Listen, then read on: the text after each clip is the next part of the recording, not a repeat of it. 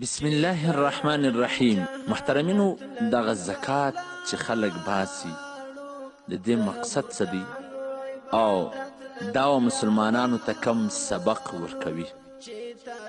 زکات محترمینو د معذورو، افایجو، د ناجوړو، د یتیمانو، فقیرانو، غریبانو، د کونډانو د دې د پرورش یو ذریعه ده. او زکات نظام چې کم دی دا مسلمانان د سبا د فکر سره بالکل بېنیازه کوي او دا تربیت ورکوي چې نن د الله فضل دی پر تا باندې، ته مالدار نو ته د نورو مدد کوه.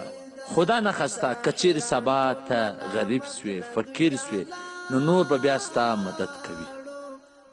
تا ته به دا فکر نه وي چې زموږ مفلسه سو، فقیران سو، زموږ به څه جوړیږي، موږ مړه سوله، زموږ د ښځو د کشنیانو به کم حشر وي.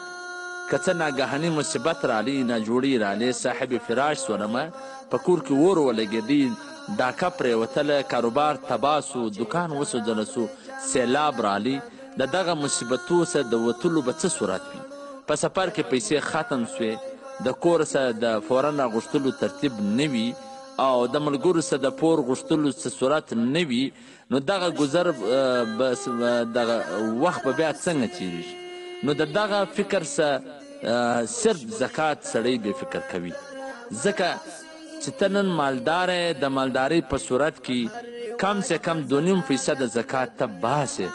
خدا نخواسته که چیرې سبا ته غریب سوې، نو الله جل جلاله به ستا دپاره یو داسې انتظام کوي چې در دغه 2.5% به تا ته زیات میلاویږي.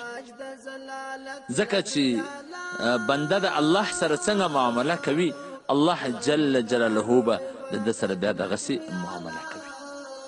نو محترمینو، وای غریب هونه مې ډېر نه لږ ته، وای په غریب کېدل کې وخت نه لګېږي. نو په کار دا ده چې د خپل وسعت د پراخي او د مالدارۍ په وخت کې ته الله جل جلاله ته د خپل انشورنس ورکړي د دا پیسو.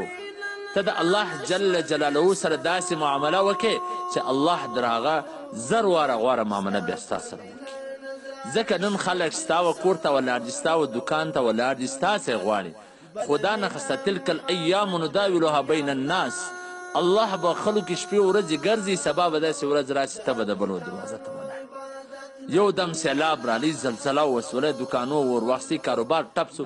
دا دنیاګري دا مشاهدې موږ ته راښکاره کړي دي، موږ لیدلي دي. په دا بلاکوټ په دې علاقو کې زلزله وه، زه په دا زلزلې په علاقه کې ومه. په یو منټ کې اربپتیان، کروړپتیان، د بنګلو مالکان، د مځکو جایدادو مالکان په یو سکند کې د امداد په لین کې ودرېدل. په یو منټ کې د امداد په لین کې دا ټوله تیس نیس کړه الله. نو په دې کې په حالات بدلولو کې وخت نه لګېږي. نو په کار دا ده چې د سړی د خپل وخت څخه ګټه واخلي، د خپلو حالاتو څخه ګټه واخلي چې دغه کار پر ده باندې بیا همیشه دی داسې وي.